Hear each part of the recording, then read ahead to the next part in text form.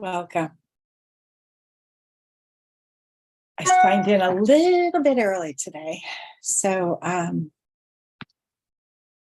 going to pause and kind of go slow as I start rolling this out because I hate when I start early. I was super anxious to be here today with you. So that's a good thing, right?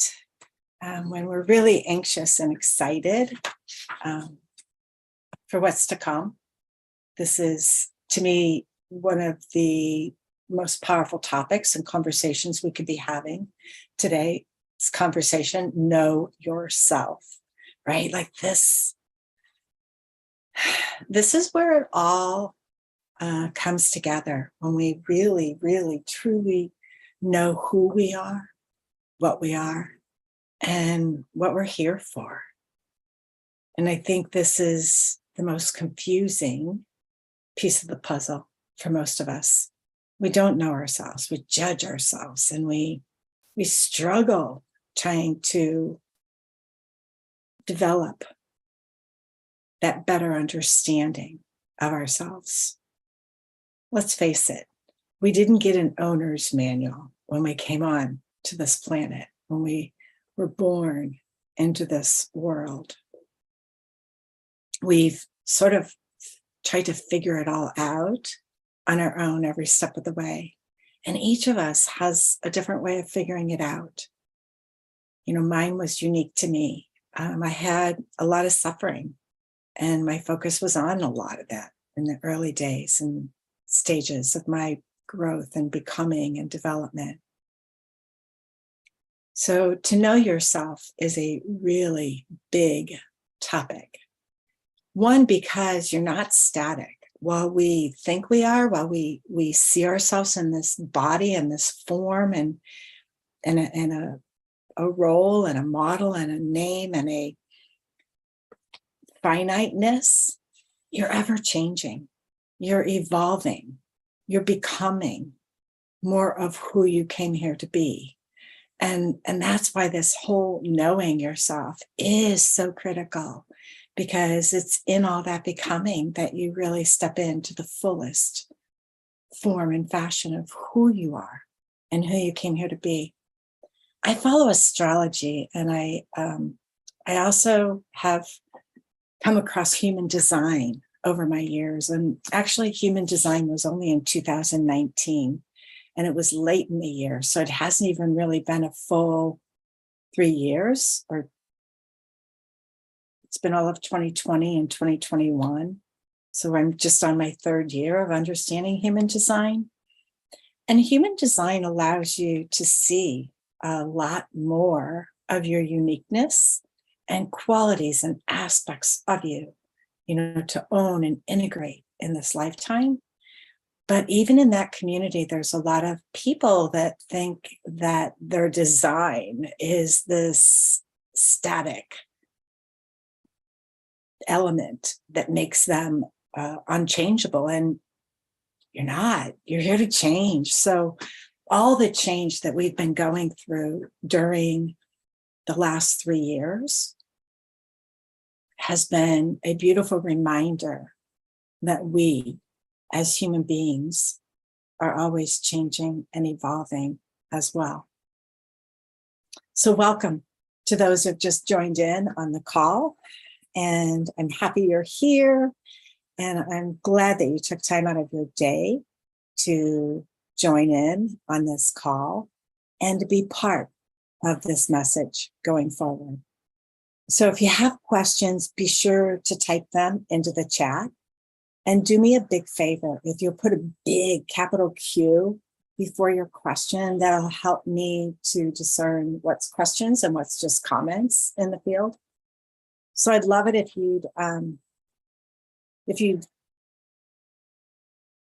keep commenting. Don't stop commenting. I'm not telling you that at all. All I'm saying is if you have any questions that you'd like me to address later on, to put a big capital Q before the question, that just will guide me to seeing that there's a big question there, and I'll find it more quickly as I scroll through the chat and the feed. So thank you for joining me live with this message today. It's all about knowing yourself. It's the third chapter in the book, and the book is Bringing Spirituality into Business. It's a guide to know yourself, grow yourself, and live life empowered.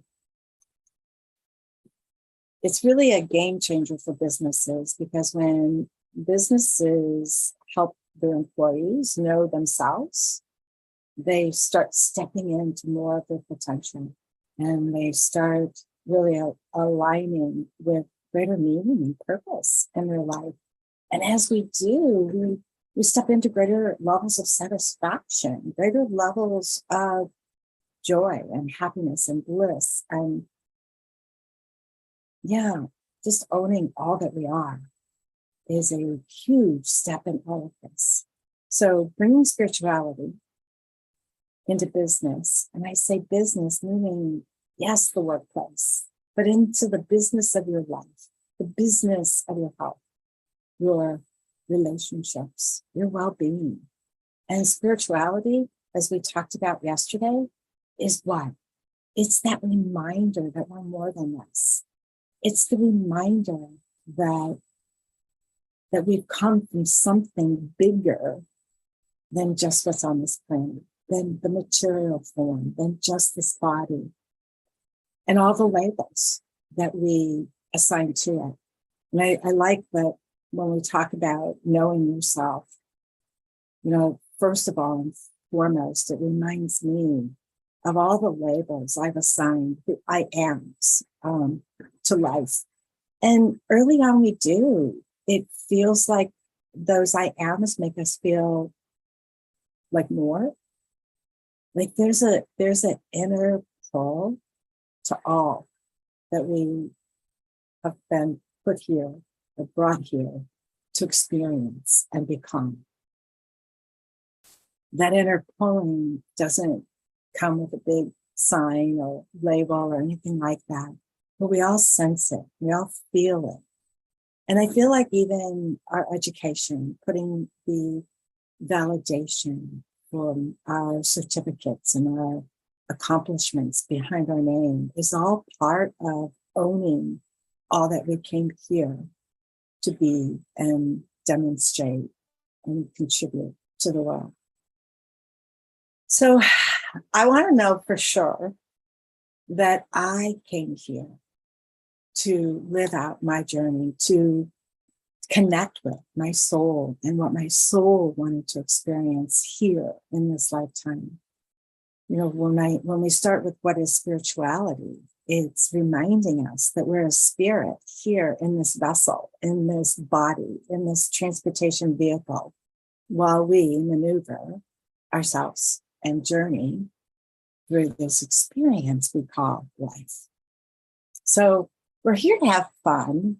We're not here to take everything so serious and so personal. We're here to own our gifts and our talents, and we're here to share and contribute. One thing we notice for sure when we look at nature and all that's around us is that nature is here to contribute. And one thing we see is nature's contribution. I said to someone here recently, look at the bee, and many of us see the bee from different perspectives, the bumblebee. Many people fear the bee because bee stings are detrimental to them. But even if they're not allergic to a bee sting, many people fear the bee.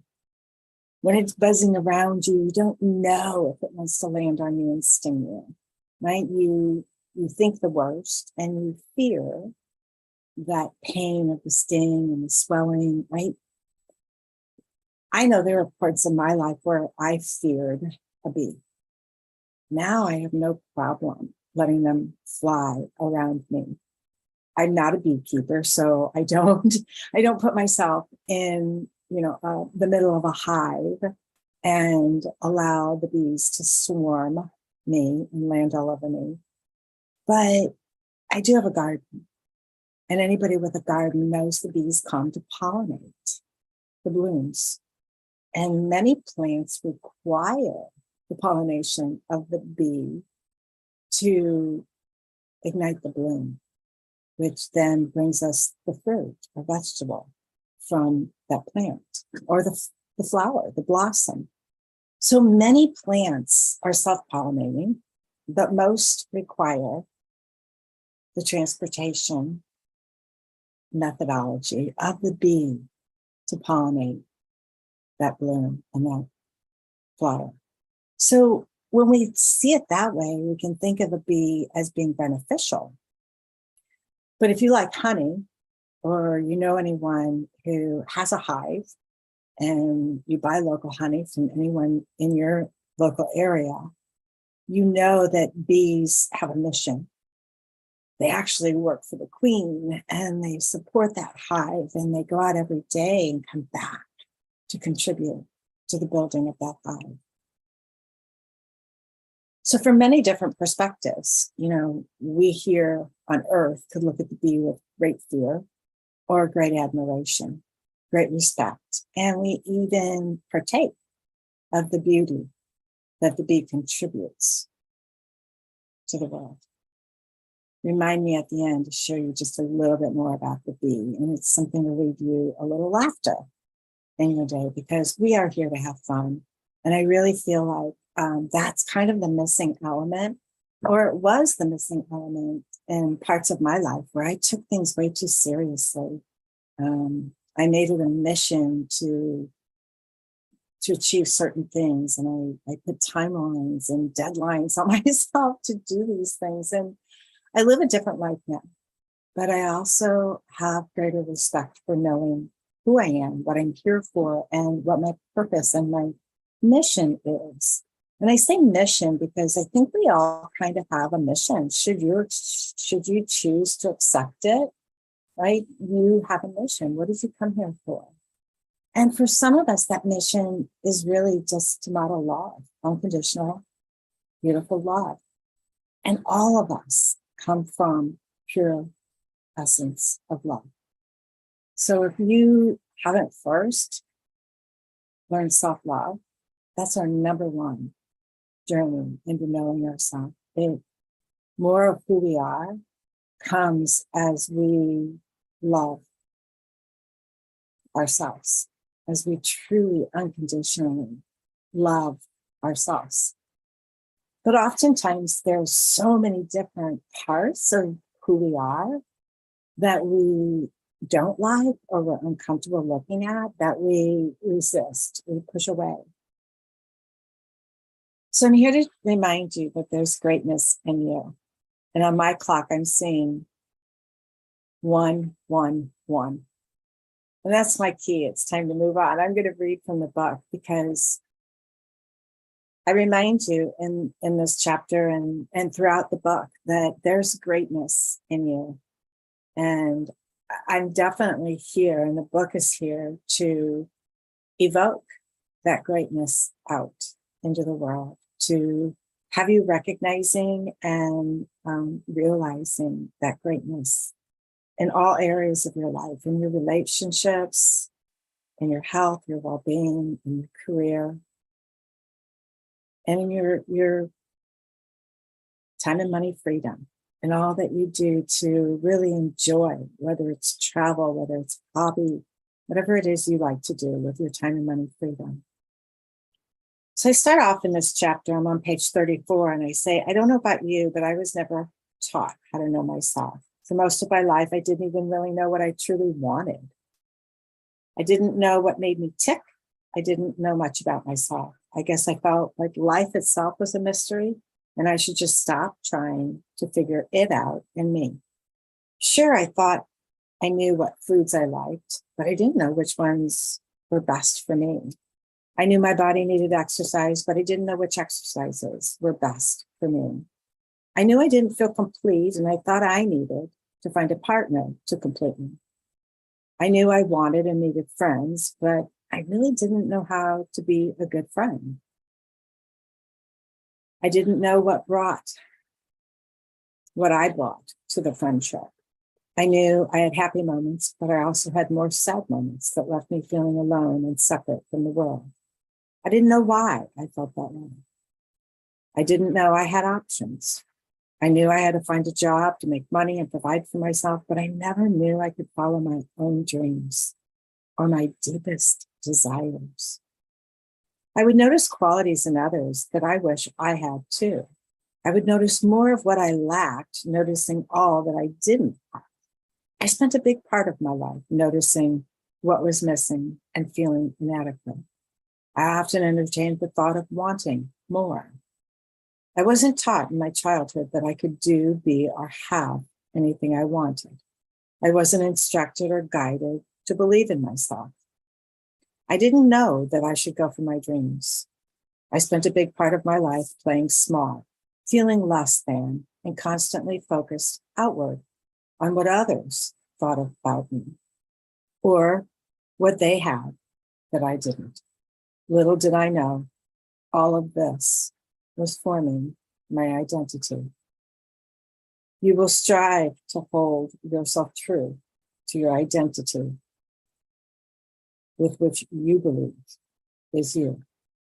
Your identity becomes the most influential driver to the results that you will achieve in all areas of life. Shaped and formed from your childhood, your identity governs your self-worth, relationships, your work life, your finances, and achievements. I want to pause here a moment because this identity is something that I also learned about in my first Tony Robbins workshop.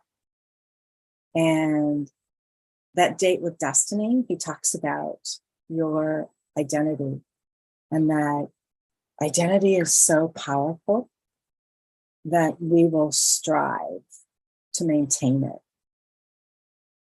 And I just want to pause and allow you to reflect for a moment what I am's, what identities you've taken on, because a lot of times we speak our illnesses. I have diabetes. I have dementia. I have, right, like we speak these I am's like they're engraved in a stone and predict our future. And anytime we have an identity that we believe is us, like whether we're sick, whether we're diseased, whether we're limited or lacking in any way, shape, or form, that becomes an identity. Peter Sage does a really good job of sharing this identity story. He says, why do vegans proclaim they're vegan? Do they have different teeth than you? Do they have a different body type than you? Were they created with an instruction manual different than you? No, they took on an identity that said, I don't eat meat. I'm a vegan. That identity holds them true to who they are when they're dining out, when they're eating with others. They don't have to struggle to maintain their identity. It comes naturally. So if you're telling yourself you're fat, you're holding that as your identity. But if you're telling yourself you're fit and healthy, then you hold that as your identity. And your identity is going to come forth at all times to help you align with you. So the story you're telling behind the scenes, the identity you create for you, is super huge and important. All of this is in alignment with universal law, laws and structures and ways of being that are active here on this planet for us to align with for our best behalf.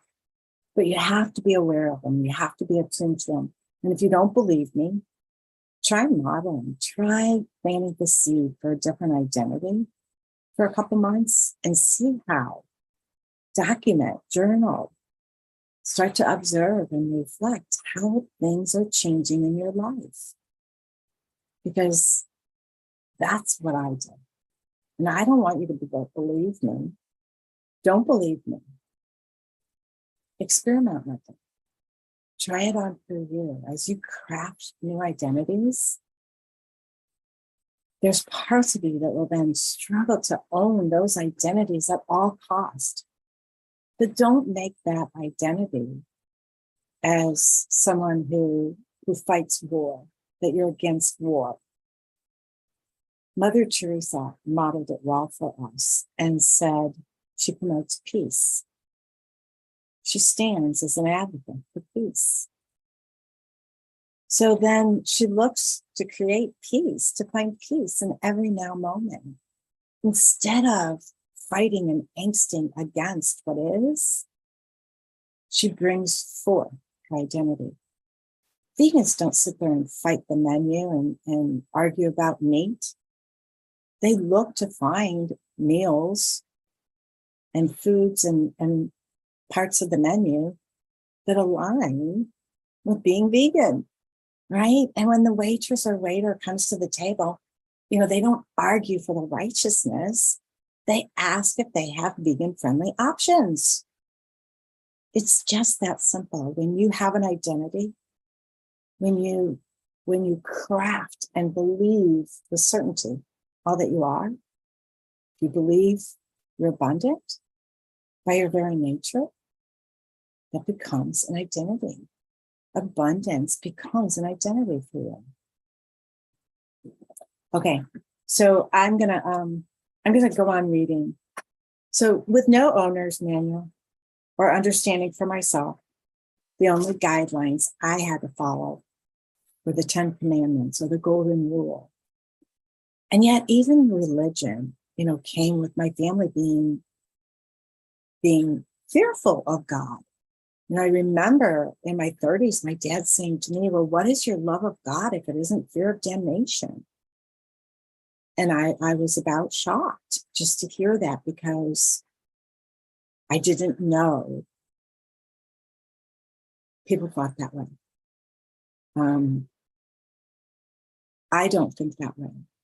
I don't live in fear of damnation. I don't live in fear of bad things happening to me if I don't act or be or do a certain way. That doing a certain way comes out of feeling good about myself, lining up with my core values, being true to who I am. And there's a part of us that has to do that inner work to find out who we are so we can be true to ourselves, so we can align with all that we are and we came here to be. We know by how we feel if we're in alignment with our core values, with our higher self, right?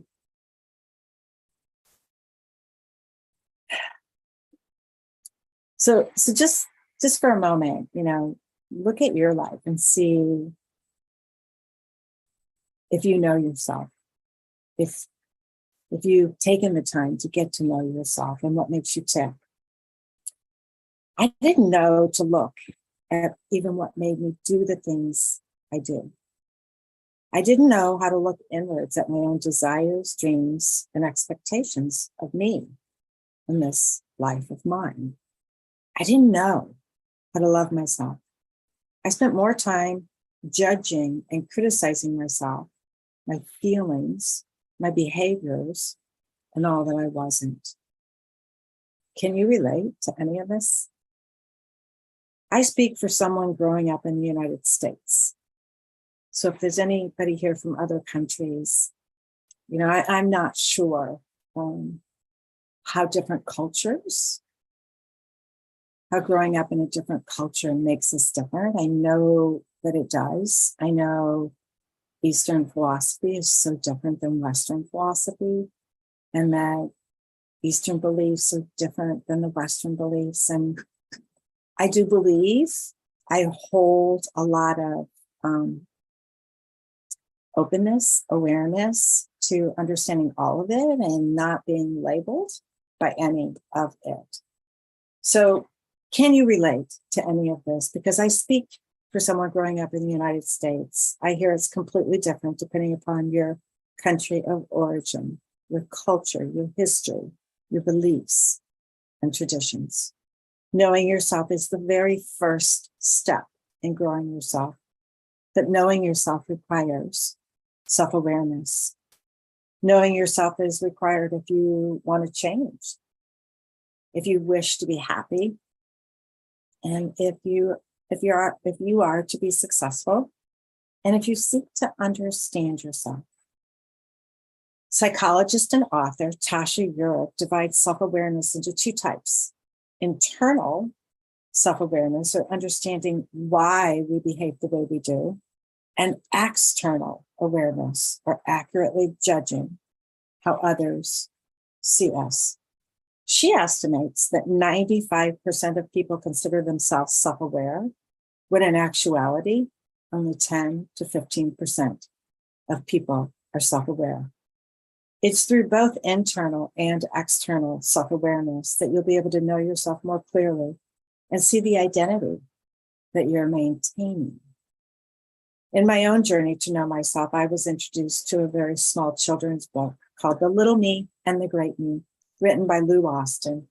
It's a story of exploring both aspects of the self, from the little me who wants everything for myself, like the toys I want to play with, needing to be first, being stingy with my belongings, saying that's mine, to exploring the great me, who's more concerned about others, sharing, including all, and having fun together.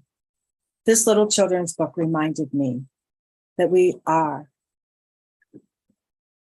all here to learn a lot about ourselves. There are two voices within: the ego, which is our human personality, and the higher self, our soul or spiritual aspect. How I respond depends on the voice I'm listening to. The little me is egocentric and thinks primarily of myself. The great me is ethnocentric and thinks about everyone else, including others. There are many paths to knowing yourself. It's my intention that this book be a guide to greater knowledge of yourself, and that you'll embrace a path to knowing yourself, your value, your contribution to the world and others. And while on this path, you notice the subtle pull to advancing yourself and realizing more of who you've come to be. Bringing spirituality into business is for you if you are ready and willing to explore the root of your thoughts and habits, examine the questions and limiting beliefs that you hold, observe socially conditioned ideas you hold, face and overcome any fears and traumas, examine a range of emotions that allow yourself to feel. And this is for you if you're ready and willing to develop faith in your own inner intelligence systems. If you're ready to acknowledge and nurture your talents and strengths. If you have those courageous conversations, despite the difficulty and pain having them presents. And also, if you're willing to establish and maintain daily practices that support your health and well-being, if you're willing to unite and integrate your humanness with your infinite nature, and if you're ready and willing to allow your gifts and talents to flourish and your greatness to come forth. To know yourself is to go beyond the identity you currently hold.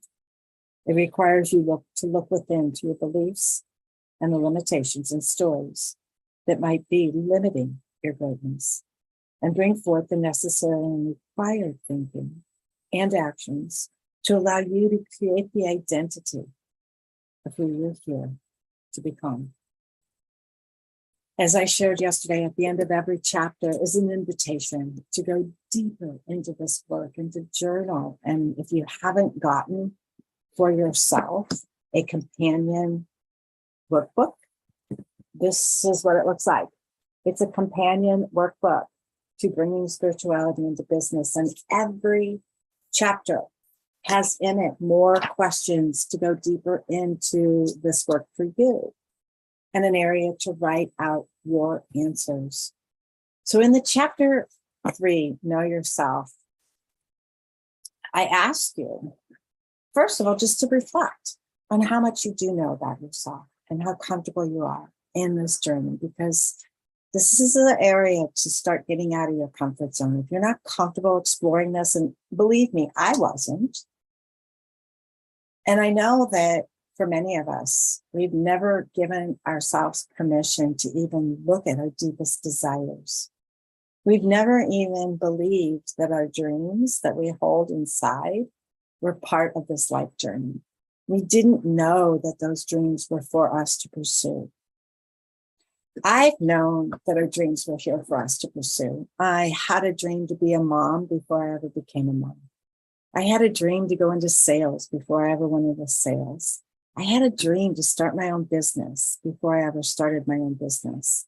I had a dream to write a book before I ever wrote a book. What dreams do you hold?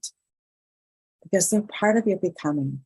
They're part of you coming here to know who you are, to know yourself more deeply, more intimately, and to be in a deep and loving, intimate relationship with you, first and foremost.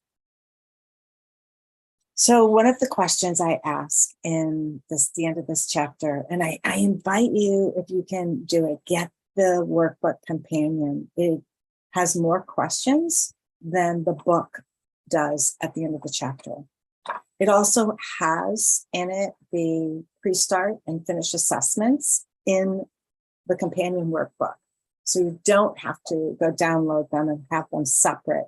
You can keep all your notes, all your material as you go through this book into one place. So if you don't get the companion workbook, get a notebook, get a spiral bound notebook or a 3-ring binder with some blank loose leaf sheets in there, and start putting everything from the book into your notebook or your journal so that you have everything in one place. You'll appreciate that you did this later. Oh, that felt good to get out. So one of the questions I ask in this companion workbook is, are you ready to explore, examine, and understand yourself? And this is really where you need to be, is asking yourself, am I ready? Because now you get to notice what pops up.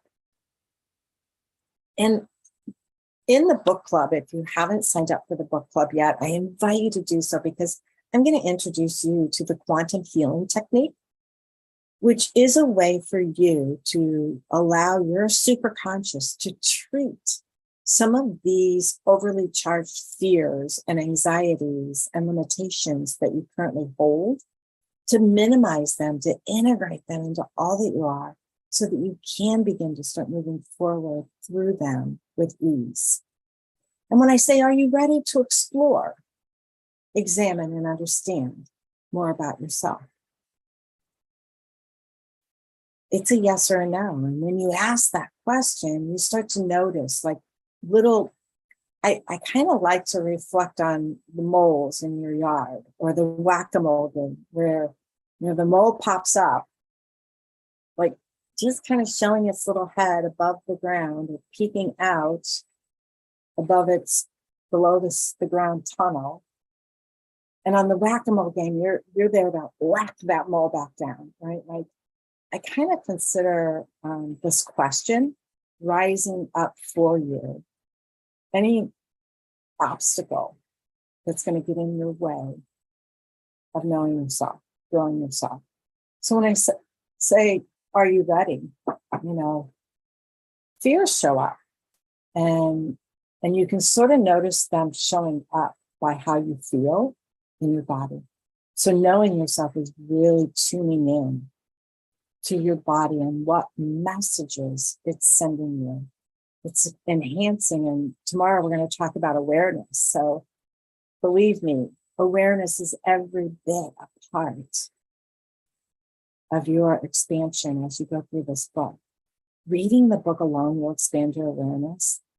Going through the workbook, doing the invitations at the end of the chapter will take you even further. But being in the book club is going to literally catapult your results. It's going to quantum leap you forward. It's going to 10x your results. And I'm not saying this to sell the book club. I'm giving you the book club. Your investment is $1 to join the book club.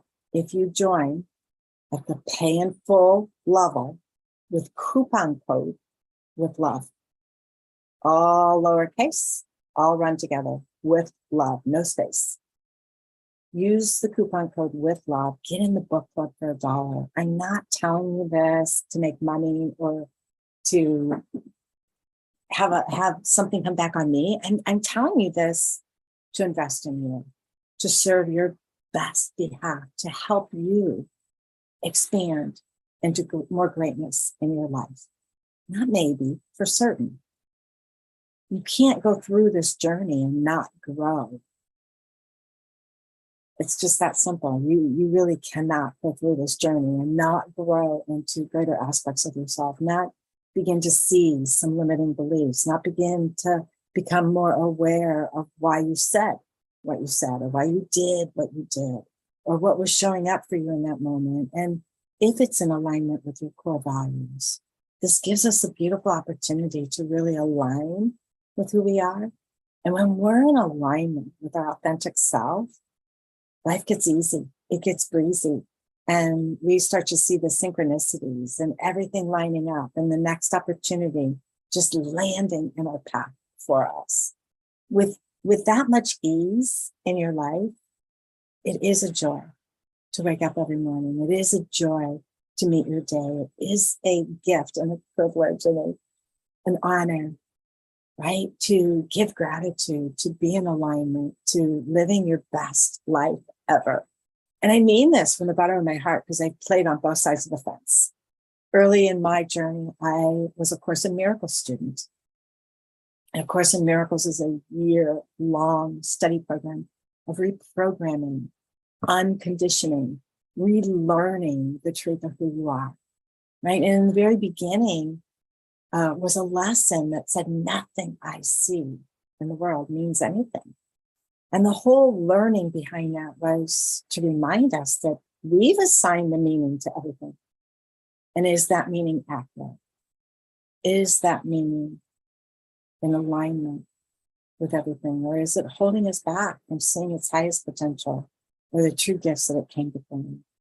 So we're labeling everything. You've labeled yourself to create an identity that you now hold on to owning, right? That new identity of who you're becoming is real. There's a reason why we have imagination. Our imagination is to create future states, to see ourselves and where we're going, to feel into what it feels like to becoming that next version of ourselves, so that we can begin to raise our vibration. Our frequency is what aligns us. You know, if we look back at some of the greatest contributors to the world, I look at Nikola Tesla and I look at Albert Einstein, both of which tell us, think in terms of energy. And this too was my great aha. Over a decade ago, I partook of my first ayahuasca journey. And in that journey, I'm still processing what it brought me. And it brought me the knowledge that I had no idea how to fully utilize and align with energy to my best behalf. And I'm still learning. But it brought me to astrology because these planets create an effect. The outer cosmos creates an effect on our inner cosmos. But also how we think, how we feel inside us is what we're resonating the frequency to bring forth in our reality. I want you to play with it. I want you to feel into it. I want you to experiment with it for you, for your life, for your journey, because who you are is unique to you. Nobody is an identical version of you. You are very unique. You have a special blueprint that makes you you, just like I have a special blueprint that makes me me. knowing that was a gift that let me stop trying to compete with others, to stop trying to measure up to what others called normal or proclaimed as truth. Their truth is their truth. Your truth is your truth.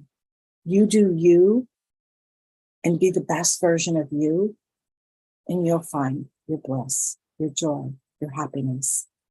But we've lived in a world that's conditioned us by our environment. We're all conditioned by our environment. The human experience learns from habit, repetition, and repeating things. If we live in fear, we become very fear-based. If we live in love, we become very love-based. I think Marianne Williamson expresses this very well, that the journey home is a journey to releasing the blocks that we've put in place that block us from love. Love is present always. Love is everywhere. It's all around us. It's showing up in nature. It's showing up in everything we do, everything we are. But how many blocks have you put up to receiving love in your life? And it starts with us, self-love. How many blocks do you have in owning, loving, and accepting all aspects of you?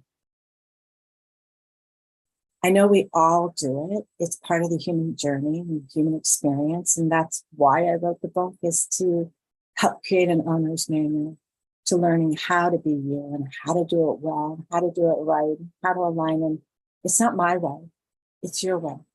But these questions I ask in the companion workbook and the invitation at the end of the chapter are geared, and they're meant to take you deeper into you and your journey. So let me see if there's any questions that have come up along the way, because I really want to make sure I answer any and all of the questions that you have.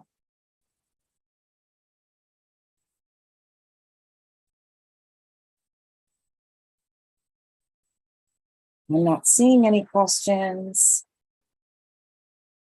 I don't know if that's a good thing or a bad thing.